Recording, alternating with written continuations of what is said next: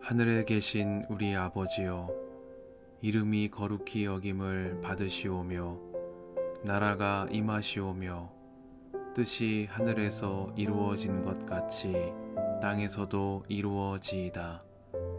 오늘 우리에게 일용할 양식을 주시옵고 우리가 우리에게 죄 지은 자를 사하여 준 것 같이 우리 죄를 사하여 주시옵고 우리를 시험에 들게 하지 마시옵고 다만 악에서 구하시옵소서. 나라와 권세와 영광이 아버지께 영원히 있사옵나이다. 아멘.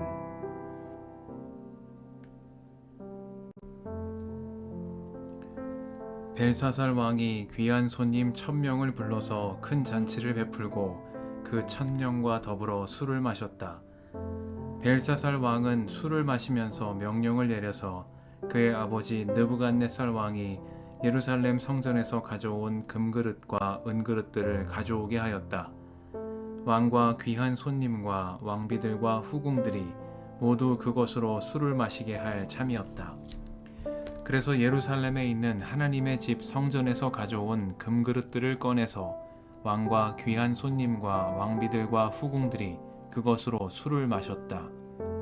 그들은 술을 마시고서 금과 은과 동과 철과 나무와 돌로 만든 신들을 찬양하였다.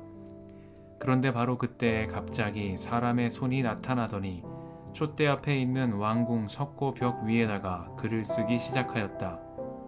왕은 그 손가락이 글을 쓰는 것을 보고 있었다.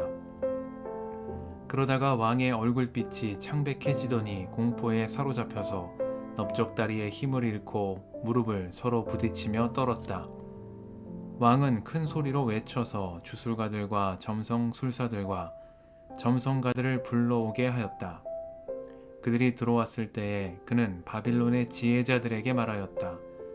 누구든지 이 글자를 읽고서 그 뜻을 나에게 알려주는 사람은 자색 옷을 입히고 금 목걸이를 목에 걸어주며 이 나라에서 셋째가는 통치자로 삼겠다. 왕궁 지혜자들이 모두 나왔으나 아무도 그 글자를 읽는 사람이 없었고 그 뜻을 왕에게 알려주는 사람도 없었다. 벨사살 왕은 크게 근심하여 얼굴빛이 변하였고 손님들도 당황하였다.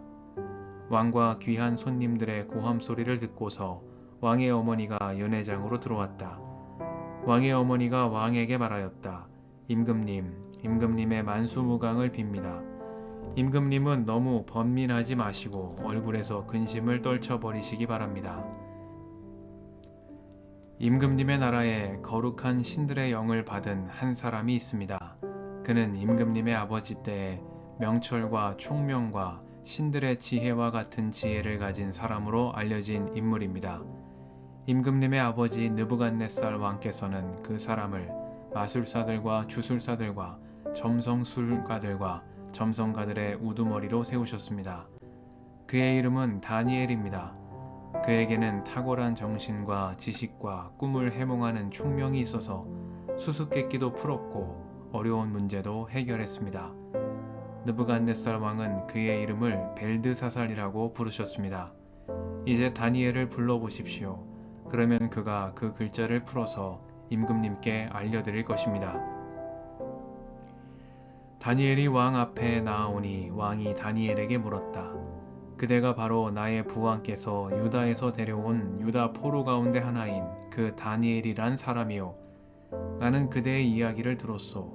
그대에게는 신들의 영이 있고 명철과 총명과 탁월한 지혜가 있다고 들었소. 내가 지혜자들과 주술가들을 이리로 불러와서 이 글자를 읽고서 내 앞에서 그 뜻을 알아내라고 하였으나 그들이 이 글자의 뜻을 나에게 풀이하여 주지 못하였소. 그러나 나는 그대가 글자를 해석할 수 있고 어려운 문제도 풀 수 있다고 들었소. 지금 그대가 이 글자를 읽고 나에게 뜻을 풀이하여 주면 그대에게 자색 옷을 입히고 목에 금 목걸이를 걸어주고 이 나라에서 셋째가는 통치자로 삼겠소. 다니엘이 왕 앞에서 아뢰었다. 임금님이 주시겠다는 선물은 거두시고 임금님이 내리실 상급은 다른 사람에게 주시기 바랍니다. 그럴지라도 저는 이 글자를 읽고서 그 뜻을 풀이하여 임금님께 알려드리겠습니다. 임금님 가장 높으신 하나님이 임금님의 아버지 느부갓네살 왕께 나라와 큰 권세와 영광과 위엄을 주셨습니다. 하나님이 그에게 큰 권세를 주셨으므로 민족과 언어가 다른 뭇 백성들이 그 앞에서 떨면서 무서워하였으며 부친께서는 마음대로 사람을 죽이기도 하고 마음대로 사람을 살리기도 하고 마음대로 사람을 높이기도 하고 마음대로 사람을 낮추기도 하셨습니다. 그러나 부친께서 마음이 높아지고 생각이 거만해지셔서 교만하게 행동을 하시다가 왕위에서 쫓겨나셔서 명예를 잃으신 일이 있었습니다. 사람 사는 세상에서 쫓겨나시더니 그의 마음은 들짐승처럼 되셨고 들나귀와 함께 사셨으며 소처럼 풀을 뜯으셨고 몸은 하늘에서 내리는 이슬로 젖으셨습니다.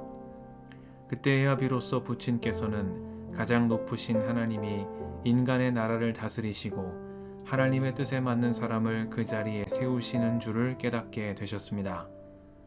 느부갓네살의 아드님이신 벨사살 임금님은 이 모든 일을 아시면서도 마음을 겸손하게 낮추지 않으시고 하늘의 임금님이시요 주님이신 분을 거역하시고 스스로를 높이시며 하나님의 성전에 있던 그릇들을 가져오게 하셔서 임금님과 귀한 손님과 왕비들과 후궁들이 그것으로 술을 마시게 하셨습니다. 그리고 임금님은 보거나 듣거나 알지도 못하는 금과 은과 동과 쇠와 나무와 돌로 만든 신들을 찬양하시면서도 임금님의 호흡과 모든 길을 주장하시는 하나님께는 영광을 돌리지 않으셨습니다. 그러므로 하나님이 손을 보내셔서 이 글자를 쓰게 하신 것입니다. 기록된 글자는 바로 메네 메네 데겔과 바르신입니다. 그 글자를 해석하면 이러합니다.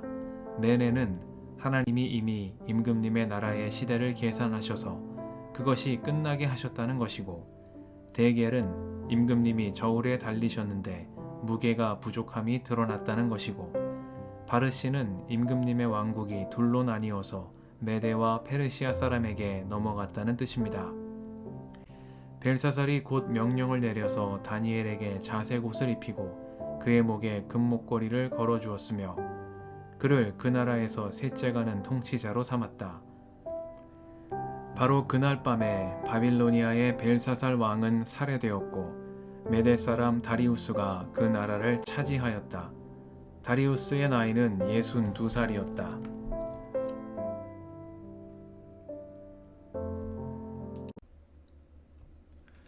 주님의 은총과 평화가 이 저녁에 여러분과 함께 하시길 빕니다. 바로 그날 밤에 바빌로니아의 벨사살 왕은 살해되었고 메데 사람 다리우스가 그 나라를 차지하였다. 다리우스의 나이는 62살이었다. 말씀 앞에서 성령의 인도하심과 지혜를 구합니다.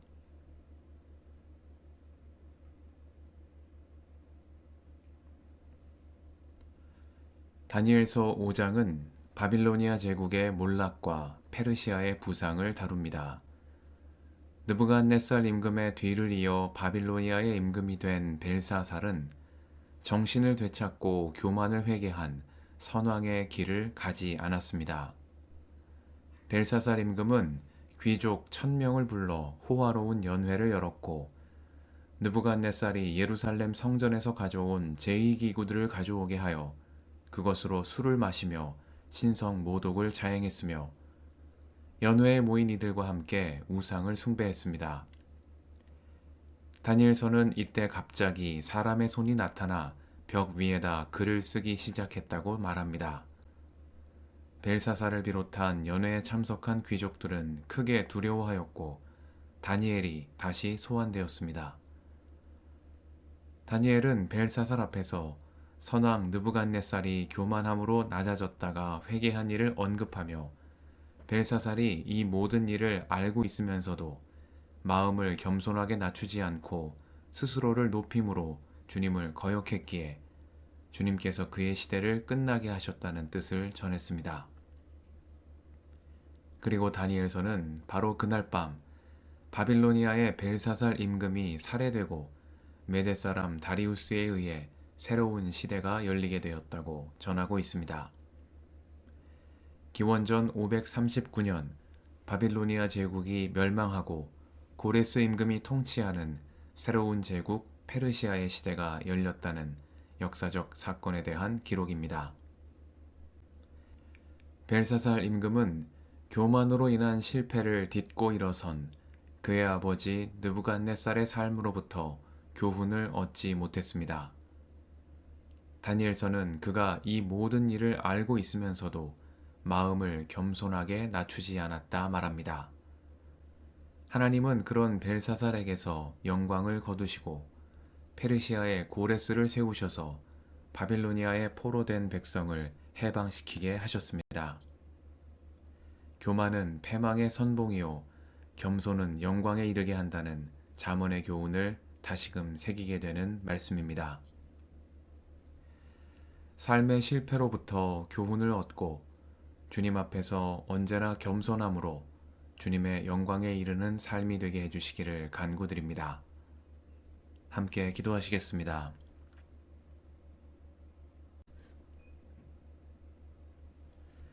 주님, 오늘도 이 저녁을 허락하시니 감사합니다.